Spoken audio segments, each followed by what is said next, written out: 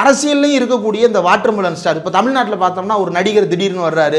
அவர் பேசும்போதே அவர் கொடுக்குற pass கொடுக்குறதையும் Diwakar pass கொடுக்குறதையும் அப்படி ஒப்பிட்டு பார்த்தா அதே மாதிரியே வந்து சேர்கிறது. ஏன் இந்த ஒப்பீடெல்லாம் சொல்ல வேண்டியது இருக்குது அப்படின்னா, அந்த அளவுக்கு கேலி கூத்தாக அரசியலை நடத்தி கொண்டிருக்கிறார்கள். இப்போது மோடி அப்படி ஓப்பனிங்கில் வரும்போதே அப்படி 10 கேமரா ஜூம் இன் ஜூம் அவுட்டில் வர்றது, பின்னாடி ஃப்ளாக் பறக்கிறது, ஃபில்ட்ரு போடுறது. வாட்டர்மெலன் ஸ்டாருக்கு ஒரு அப்சஷன் இருக்குது. என்ன அப்படின்னா, கேமராவை பார்த்தா அவர் பெர்ஃபார்ம் பண்ண ஆரம்பிச்சிருவார். இவரும் அதே மாதிரி தான். மைக்கை பார்த்தா மான்கி பார்த்து பேச ஆரம்பிச்சிடுறது, 8 மணி ஆச்சுன்னா லைவில் வந்து உட்காந்துடுறது. அங்கே எப்படி மியூசிக்கை போட்ட உடனே வாட்டர்மெலன் ஸ்டார் கேமராவுக்கு முன்னாடி வந்து நடிப்பு அரக்கன் அப்படின்னு ஒன்று நிற்பாரோ, அதே மாதிரி மான்கி பாத் அப்படின்னு சொல்லிட்டு இவர் வந்து நிற்கிறது. என்ன மாதிரியான அரசியலை நம்ம வேடிக்கை பார்த்துட்டு இருக்கிறோம் அப்படின்றது புரிய மாட்டேங்குது. வாட்டர்மெலன் ஸ்டார் இருக்கக்கூடிய இன்னொரு பிரச்சனை என்ன அப்படின்னா, யாராவது ஒருத்தர் ஏன்பா அப்படிலாம் பண்ணிட்டு இருக்கிற, இதெல்லாம் தப்புப்பா அப்படின்னு சொன்னாங்க அப்படின்னா அவர் கொந்தளிச்சிருவார்.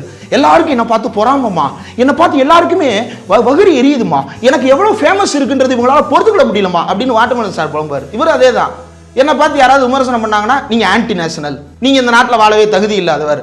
இவர் அப்படிதான். என்ன விஜய், என்ன அஜித், என்ன ரஜினி, என்ன கமல், என் அளவுக்கு யாராவது நடக்க நான் தான் நடிப்பு அரக்கன் அப்படின்பாரு. அதே மாதிரி என்ன பெரிய ட்ரம்ப்பு, என்ன பெரிய புட்டின், நான் வந்து எவ்வளோ பெரிய விஸ்வகுரு தெரியுமா அப்படின்றது இவருடைய ஸ்டைலு.